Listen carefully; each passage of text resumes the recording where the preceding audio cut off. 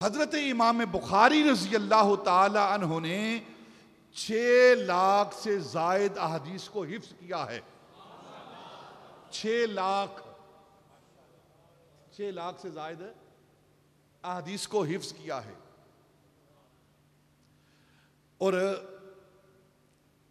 ان 6 لاکھ احادیث میں سے 7200 کچھ احادیث ہیں جو انہوں نے اپنی صحیح بخاری کے اندر جمع کی ہیں.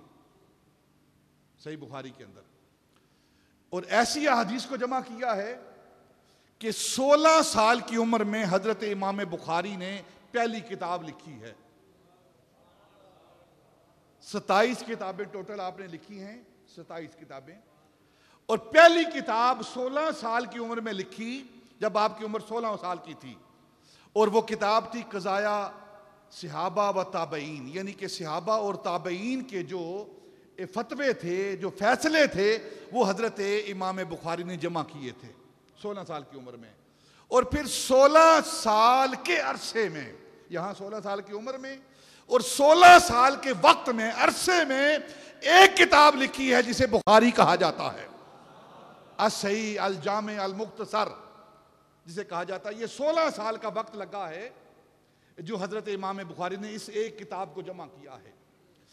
اس کتاب کو کیسے جمع کیا؟ حضرت امام بخاری نے خود آپ فرماتے ہیں کہ جب، اب ایک اور بات کر دیتا ہوں، کچھ لوگوں کے ذہن کے اندر یہ بات آتی ہے کہ بس صرف بخاری کی بات کرو اور کوئی کتاب نہیں اور کوئی حدیث نہیں. حضرت امام بخاری نے 6 لاکھ احادیث میں سے ان 7000 جو بخاری کے اندر احادیث ہیں ان کو جمع کیا ہے، ان کو اخذ کیا ہے. تو باقی احادیث نہیں تھی جن کو انہوں نے یاد کیا ہے. یہ ان کا اپنا ایک شوق تھا، ان کا اپنا ایک قاعدہ کلیہ تھا کہ میں نے کون سی حدیث پاک اس کتاب کے اندر لانی ہے. اس کا مطلب یہ نہیں کہ باقی احادیث نہیں تھی. اور یہ بات کہنا غلط ہے کہ بخاری کے علاوہ کوئی اور حدیث نہیں مانتے ہم، یا کوئی درجے کی کتاب نہیں ہے، یہ درجے کی کوئی حدیث نہیں ہے. نہ یہ غلط بات ہے.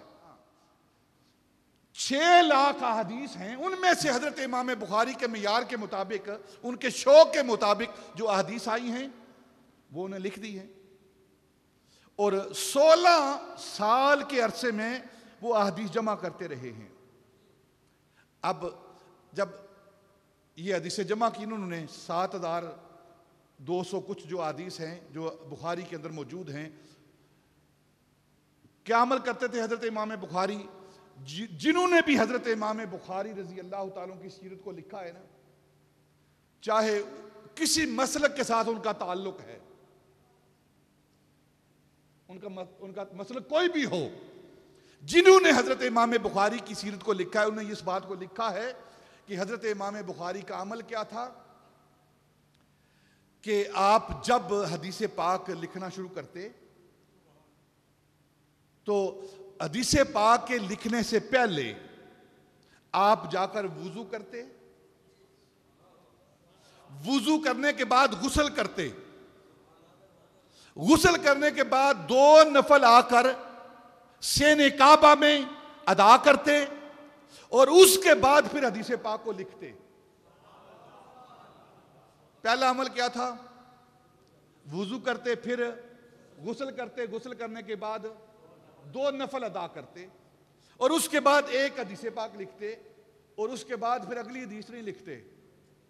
پھر واپس جا کر وضو کرتے، پھر غسل کرتے، پھر دوسری حدیث، پھر وضو، پھر غسل، پھر 2 رکعت، پھر تیسری حدیث، چوتھی، پانچویں، چھٹی، سات، حتیٰ کہ 7000 حدیث جو ہیں ہر ایک حدیث وضو کے ساتھ، غسل کے ساتھ اور 2 رکعت کے ساتھ ادا کی ہے.